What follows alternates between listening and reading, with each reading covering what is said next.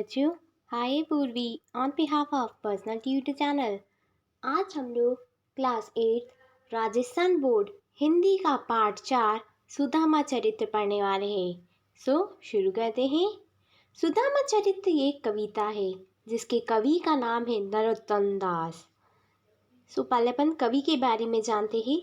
कवि का नाम है नरोत्तम दास, जिनका जन्म हुआ है सन 1550 में। स्थान उत्तर प्रदेश के सीतापुर जिले में और उनकी मृत्यु हुई 1605 में। पहला दे रखा है हमको, सुदामा द्वारिका जाहू आठहम आ यही करतब जावे। जो ना करिए तो बड़े दुख जाए, क्यों ना अपनी गति हरे। द्वार खड़े छड़िया प्रभु के, जहाँ भूतापी जान न पावत मेरे। 5 सुपारी तू देखे भेंट को चारी, ना चाउर मेरे। ये जो सुदामा चरित्र है, ये कृष्ण और सुदामा के बारे में कहा गया है। इसमें हमें बताएंगे कि कैसे कृष्ण और सुदामा की मित्रता थी।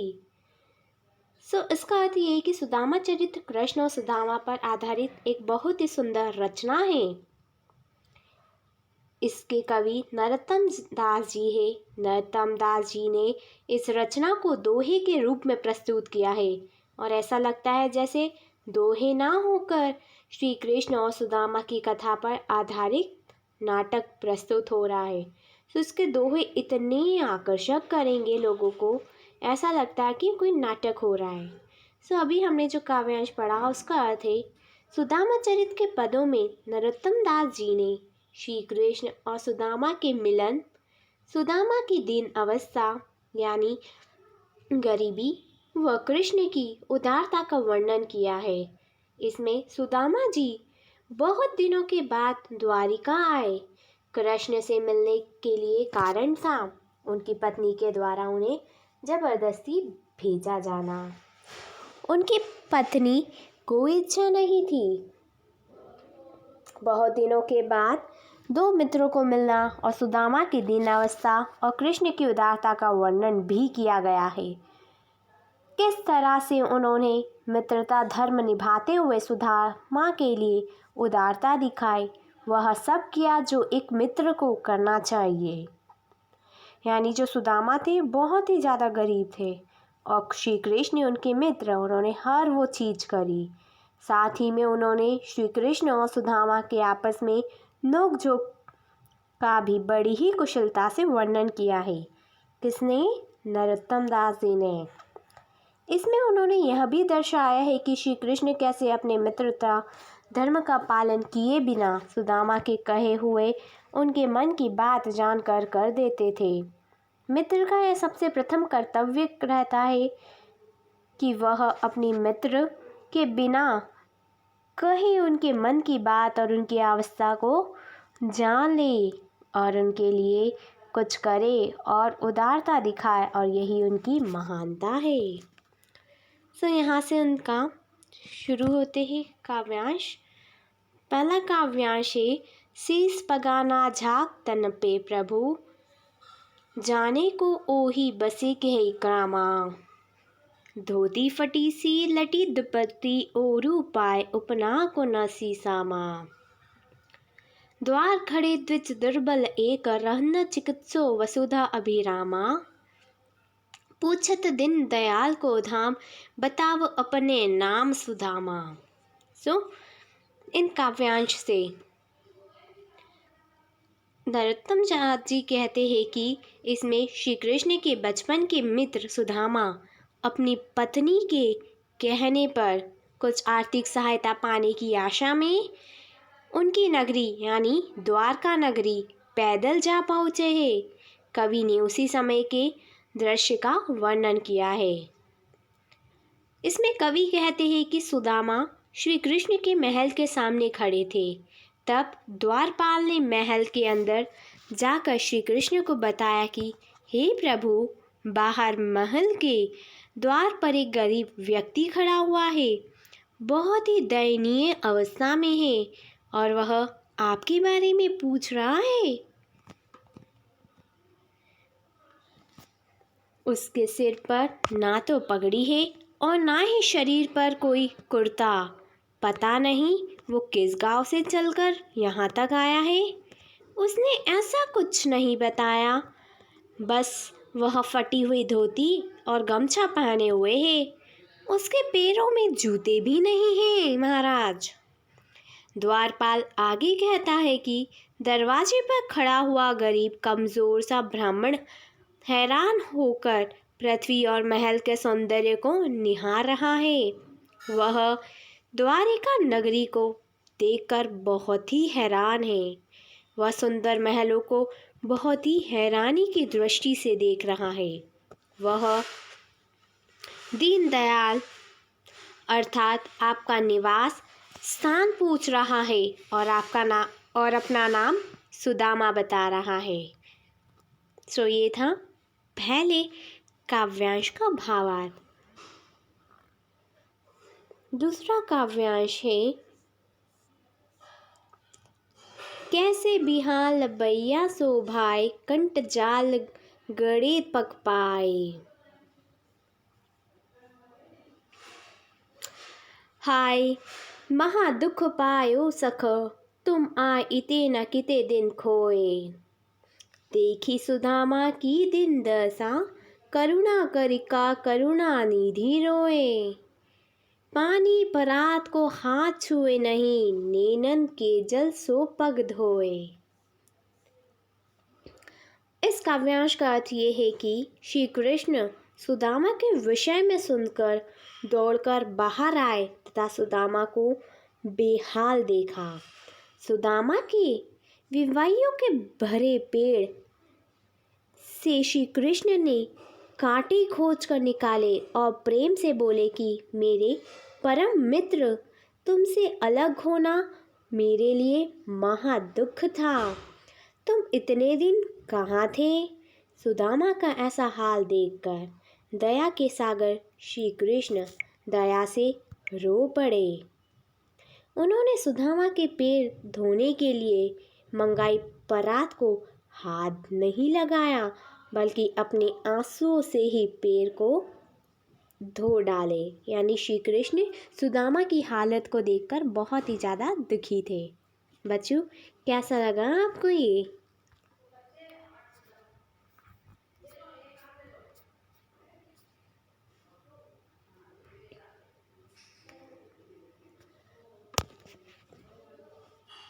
हेलो बच्चों, हाय पूर्वी on behalf of personal tutor channel.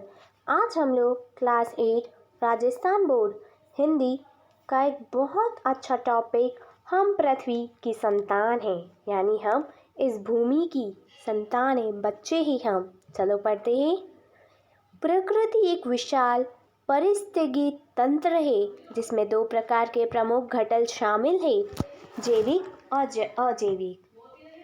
हमारी जो प्रकृति है, हमारे जो आसपास है, यानी हमारा जो इन्वायरमेंट है, वहाँ पर 2 तरह के जीव, 2 तरह की चीज़ें पाई जाती है। एक जैविक यानी जिसमें जान हो, और दूसरा अजैविक जिसमें जान ना हो, यानी नॉन लिविंग थिंग्स। जैव मंडल का निर्माण भूमि, गगन, वायु, अग्नि, जल नामक 5 तत्वों से हुआ है, जिसमें हम छोटे बड़े एवं जीव अजीव विविधताओं के बीच रहते आए हैं। इसमें पेड़ पौधे और प्राणियों का निश्चित सामंजस्य और सहअस्तित्व है, जिसे सामंजस्यात्मक रूप से पर्यावरण के विभिन्न अवयव कहते हैं। पेड़ पौधे, प्राणी, पशु पक्षी, ये सब पर्यावरण के ही विभिन्न अवयव है। पर्यावरण शब्द यानी परि और आवरण। पर्यावरण 2 शब्दों से मिलकर बना है, परि और आवरण। परि और आवरण का सही अर्थ है वह आवरण जो हमें चारों ओर से ढके हुए है और आवृत किए हुए है। पर्यावरण एक ऐसा आवरण है जो हमें चारों ओर से घेरे हुए है, यानी हमारी पृथ्वी को चारों तरफ से ढक रखा है। प्रकृति और मानव के बीच का मधुर समझ बढ़ती जनसंख्या एवं उपयोगी प्रवृत्ति के कारण घोर संकट में है। यानी जो हमारी प्रकृति है, जैसे जैसे जनसंख्या बढ़ती जा रही है तो प्रकृति भी संकट में आती जा रही है। यह असंतुलन प्रकृति के विरुद्ध तीसरे विश्व युद्ध के समान है। विश्व भर में वनों का विनाश, अवैध एवं असंगठित उत्खनन, कोयला, पेट्रोल, डीजल के उपयोग में अप्रत्याशित अभिवृद्धि और कल कारखानों के विकास के नाम पर विस्तार से मानव सभ्यता को महाविनाश के कगार पर ला खड़ा कर दिया है। विश्व की प्रसिद्ध नदियाँ जैसे गंगा, यमुना, नर्मदा, सीन, मास, राइन, टेम्स आदि भयानक रूप से प्रदूषित हो चुकी है। यानी जितनी भी नदियाँ हैं वो हम मानव उसे प्रदूषित कर रहे, क्योंकि बड़ी बड़ी फैक्ट्रीज से जो पोल्यूशन हो रहा है उसकी वजह से वो वाटर बॉडीज़ यानी वो नदियाँ भी पॉल्यूट होती जा रही है। फिर हम यूं ही कचरा फेंक देते हैं पानी में, उससे भी पानी गंदा हो रहा है। इससे निकट बसे लोगों का जीवन दूभर हो गया है। पृथ्वी के ऊपर वायुमंडल के स्ट्रेटोस्फेयर में ओजोन गैस की एक मोटी परत है। यह धरती के जीवन की रक्षा कवच है, जिसे सूर्य से आने वाली हानिकारक किरणें रोक ली जाती है। यानी जो सूर्य से हानिकारक किरणें आ रही है वो स्ट्रेटोस्फेयर, हमारा जो वायुमंडल में स्ट्रेटोस्फेयर है वहाँ पर एक ओजोन गैस है जिसकी बहुत मोटी परत है, जिसको हम बोलते हैं ओजोन लेयर।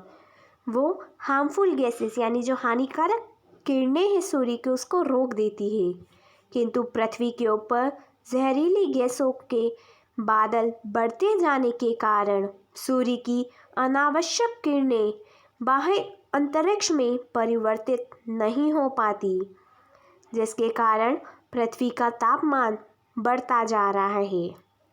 यानी जैसे जैसे वो किरणें आएंगी पृथ्वी पर, जैसे जहरीली गैसें जो है बादल, जहरीली गैसें के बादल कई सारे हैं और जैसे ही वो सूर्य के आसपास आएंगे तो वो गैस रिलीज़ होगी और फिर वो उस वजह से हमारे पृथ्वी का तापमान भी बढ़ता जा रहा है, यानी ग्लोबल वार्मिंग होती जा रही है। ग्लोबल वार्मिंग को रोकने के लिए हम क्या कर सकते हैं? पेड़ लगा सकते हैं, क्योंकि पेड़ क्या करते हैं बच्चों?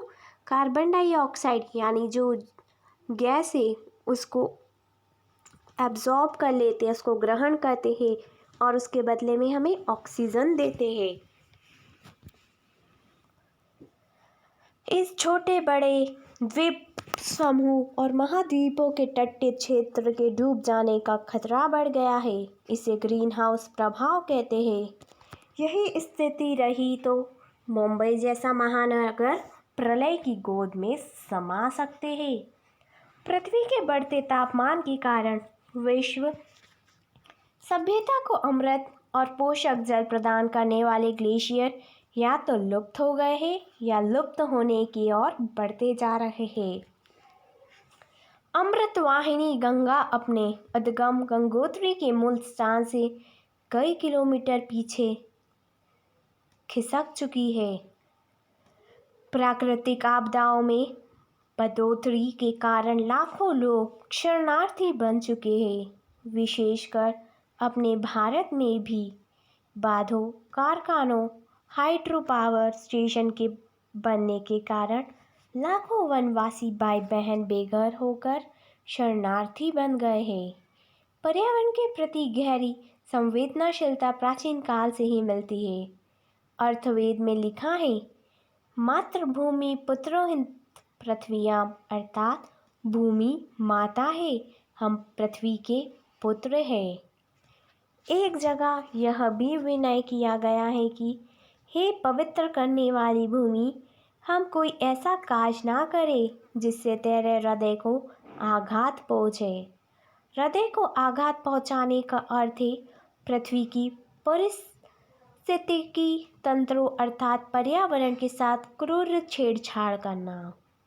हमें प्राकृतिक संसाधनों के अप्राकृतिक एवं बेतहाशा दोहन से बचना होगा।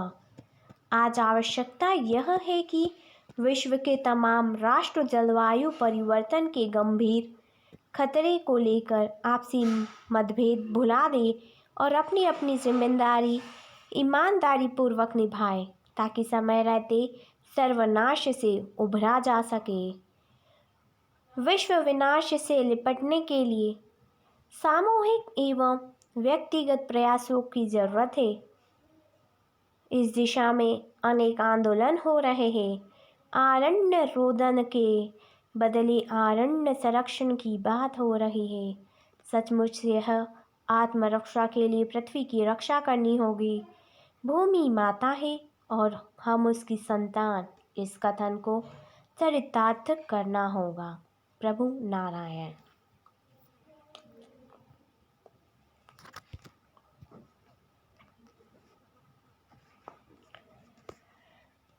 हेलो बच्चों, हाय पूर्वी on behalf of personal duty channel. आज हम लोग क्लास 8 राजस्थान बोर्ड हिंदी का पाठ 5 महाराणा प्रताप पढ़ने वाले हैं। शुरू करते हैं। वह मातृभूमि का रखवाला, आन बान पर मिटने वाला, स्वतंत्रता की वेदी पर जिसने सब कुछ थाड़े डाला, यानी एक ऐसा व्यक्ति जो मातृभूमि का रखवाला है, यानी हमारी पृथ्वी का रखवाला है। अपनी आन बान पर मिटने वाला, अपनी हर आन बान से मिट जाता, स्वतंत्रता की वेदी पर जिसने सब कुछ दे डाला, यानी स्वतंत्रता पाने के लिए उसने अपना सब कुछ न्यौछावर कर दिया, सब कुछ दे दिया। स्वाभिमान का अटल हिमालय कष्टों से कब डिगने वाला, जो सोच लिया कर दिखलाया ऐसा प्रताप हिम्मत वाला। इतने कष्ट होने के बावजूद भी वो व्यक्ति कभी नहीं हिला और उस व्यक्ति ने जो सोच लिया यानी वो कर लिया अपनी ज़िंदगी में। ऐसा व्यक्ति यानी ऐसा हिम्मत वाला एक ही व्यक्ति है, महाराणा प्रताप। थे कई पहलवान झुक नहीं, आंधी तूफान में रुका नहीं, आज़ादी का ऐसा सूरज उजियारा जिससे का चुका नहीं। वो महाराणा प्रताप ये कभी भी नहीं झुके, चाहे आंधी आए चाहे तूफान आए, वो हर चीज़ से लड़े हैं। और आज़ादी का जो सूरज था, यानी उनने अपने मन में मान लिया था कि मैं आज़ादी पा कर रहूँगा, आज़ाद होकर रहूँगा, अपने देश को आज़ाद करके रहूँगा। आज़ादी का जो सूरज था उन्होंने कभी उसको चूकने नहीं दिया, उसको कभी भी बूझने नहीं दिया। वह नीले घोड़े का सवार, वह हल्दी घाटी का जुझार, वह इतिहासों का अमर पृष्ठ, मेवाड़ शौर्य का वह अंगार। यानी वो नीले घोड़े पर सवार थे, हल्दी घाटी को छुआए, हल्दी घाटी पर रहने वाले। इतिहास में उनका नाम हमेशा माना जाता है, मेवाड़ शौर्य का वह अंगार। धरती जागी आकाश जगा, वह जगा तो मेवाड़ जगा, वह गरजी दसों दिशा, था पवन रहा गया थका थका। यानी वो बोलते हैं कि अगर धरती जागी है तो आकाश को भी जगना होगा। उन्होंने हर एक मुश्किल का सामना बहुत हिम्मत से किया और सभी दिशाओं को गरजा दिया। हर मन पर उसका था शासन, पत्थर पत्थर था सिंहासन, महलों से नाता तोड़ लिया था, सारी वसुधा राजभवन।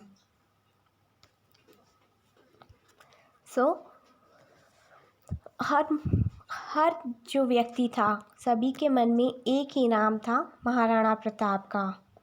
उन्होंने अपना सिंहासन, अपना महल छोड़कर पत्थर पत्थर पर अपना सिंहासन बनाया।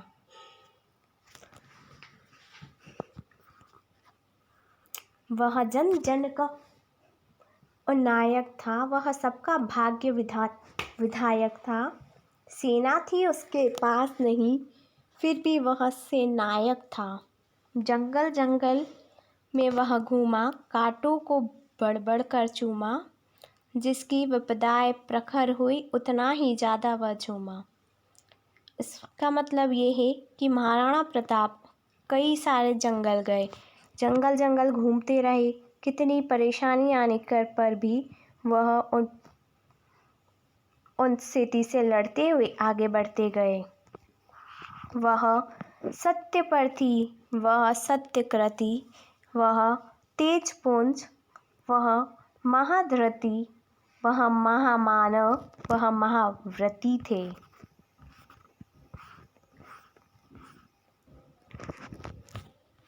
इस कविता में महाराणा प्रताप के बारे में उल्लेख किया गया है। Thank you. हेलो बच्चों, आई पूर्वी on behalf of personal tutor channel. आज हम लोग class 7th Rajasthan board Hindi का पाठ 7 बस की यात्रा पढ़ने वाले हैं।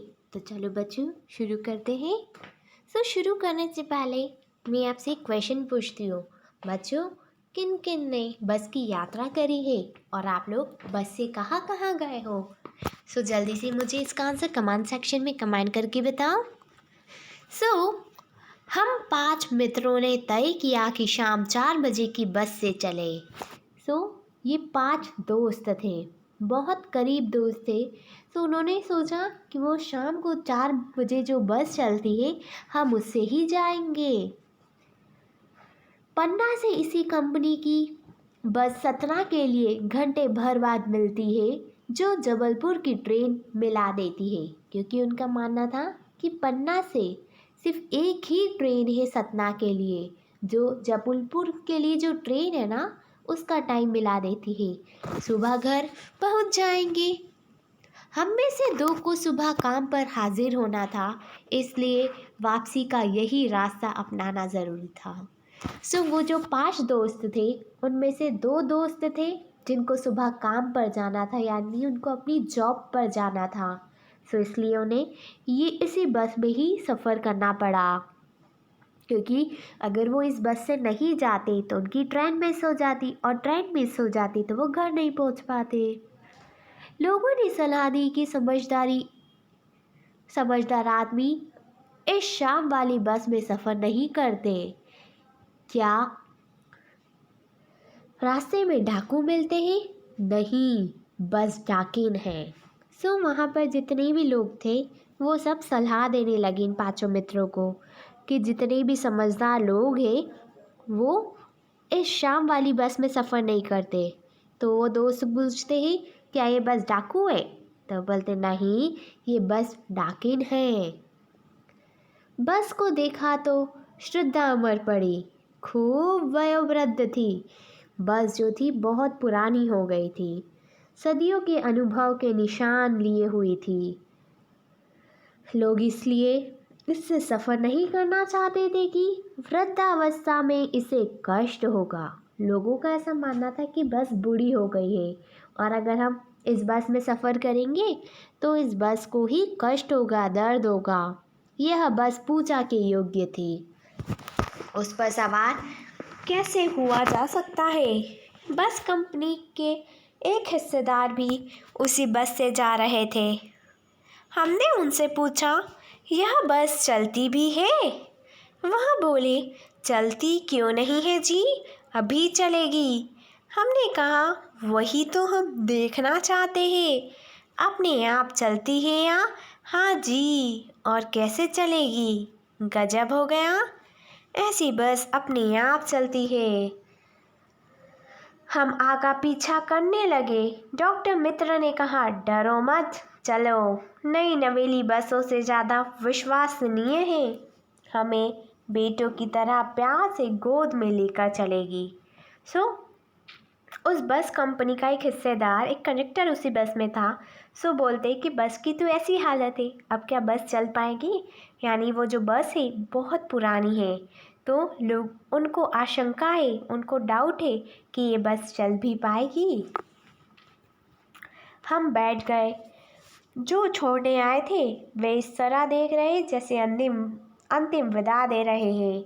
उनकी आंखें कह रही है, आना जाना तो लगा ही रहता है, आया है सो जाएगा। राजा, रंग, फकीर। आदमी को कुछ करने के लिए एक निमित्त चाहिए। इंजन सचमुच स्टार्ट हो गया। ऐसा जैसे सारी बस ही इंजन है और हम इंजन के भीतर बैठे हैं। कांच बहुत कम बचे थे, जो बचे थे उनसे हमें बचना था। हम फौरन खिड़की से दूर सरक गए। इंजन चल रहा था। हमें लग रहा था कि हमारी सीट के नीचे ही इंजन है। बस सचमुच चल पड़ी और हमें लगा कि यह गांधी जी के असहयोग और सविनय अवज्ञा आंदोलनों के वक्त अवश्य जवान रही होगी। उसे ट्रेनिंग मिल चुकी थी। हर हिस्सा दूसरे से असहयोग कर रहा था। पूरी बस सविनय अवज्ञा आंदोलन के दौर से गुजर रही थी। यानी पूरी बस की हालत बहुत खराब थी। सीट की बॉडी से असहयोग चल रहा था। कभी लगता सीट बॉडी को छोड़कर आगे निकल गई है, कभी लगता कि सीट को छोड़कर बॉडी आगे भागी जा रही है। 8-10 मील चलने पर सारे भेदभाव मिट गए। यह समझ में नहीं आया कि सीट में हम बैठे हैं या हम पर सीट बैठी है। एकाएक बस रुक गई। मालूम हुआ कि पेट्रोल की टंकी में छेद हो गया है। ड्राइवर ने बाल्टी में पेट्रोल निकाला, उसे बगल में रखा और नली डालकर इंजन में भेजने लगा।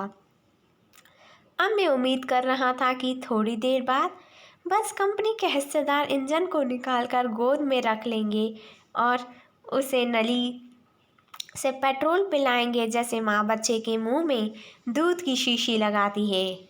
बस की रफ्तार अब 15-20 मील हो गई थी। मुझे बस के किसी भी हिस्से पर भरोसा नहीं था। ब्रेक फेल हो सकता था, स्टीयरिंग टूट सकता था। प्रकृति के दृश्य बहुत लुभावने थे।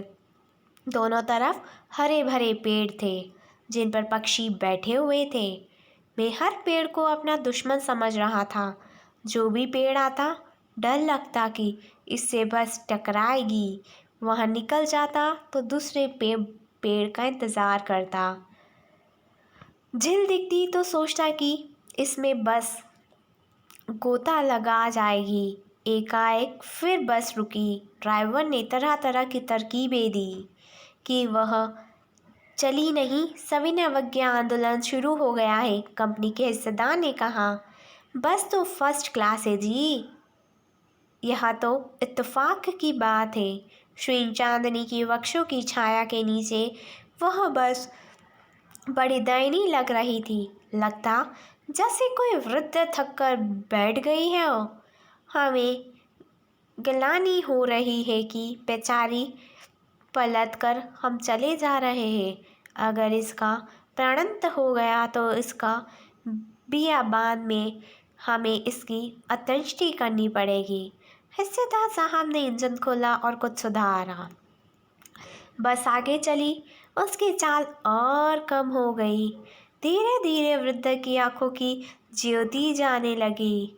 चांदनी का रास्ता टटोल कर वह रेंग रही थी। आगे और पीछे से कोई गाड़ी आती दिखाई तो वो एकदम किनारे हो जाती और कहती, निकल जाओ बेटी, अपनी तो वह उम्र ही नहीं रही। एक पुलिया के ऊपर पहुंचे ही थे कि एक टायर फिस करके बैठ गया। वह बहुत जोर से हिलकर थम गई। अगर स्पीड में होती तो उछलकर नाले में गिर जाती। मैंने उस कंपनी के हिस्सेदार की तरफ पहली बार शुद्ध भाव से देखा। वह टायरों की हालत जानते हैं, फिर भी जान हथेली पर लेकर इस बस में सफ़र कर रहे हैं। उत्सर्ग की ऐसी भावना दुर्बल है। सोचा, इस आदमी के साहस और बलिदान भावना की सही उपयोग नहीं हो रहा है। इसे तो किसी क्रांतिकारी आंदोलन का नेता होना चाहिए।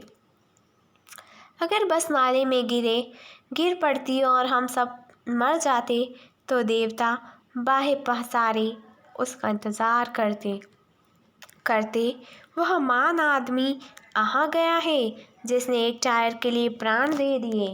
मर गया पर टायर नहीं बदला। दूसरा घिसा टायर लगाकर बस फिर चली। अब हमने वक्त पर पन्ना पहुंचने की उम्मीद ही छोड़ दी थी। पन्ना कभी भी पहुंचने की उम्मीद छोड़ दी। लगता था जिंदगी इसी बस में गुजारनी है और इससे सीधे उस लोक का प्रयाण कर जाना है। इस पृथ्वी पर उसकी कोई मंजिल नहीं है। हमारी बेताबी तनाव खत्म हो गए। हम बड़े इत्मीनान से घर की तरह बैठ गए। चिंता जाती रही, हंसी मजाक चालू हो गया। बच्चों, कैसा लगा आपको ये पार्ट? बहुत ही इंटरेस्टिंग है बस की यात्रा। आई होप कि आपको भी पसंद आया होगा। Thank you. Have a nice day.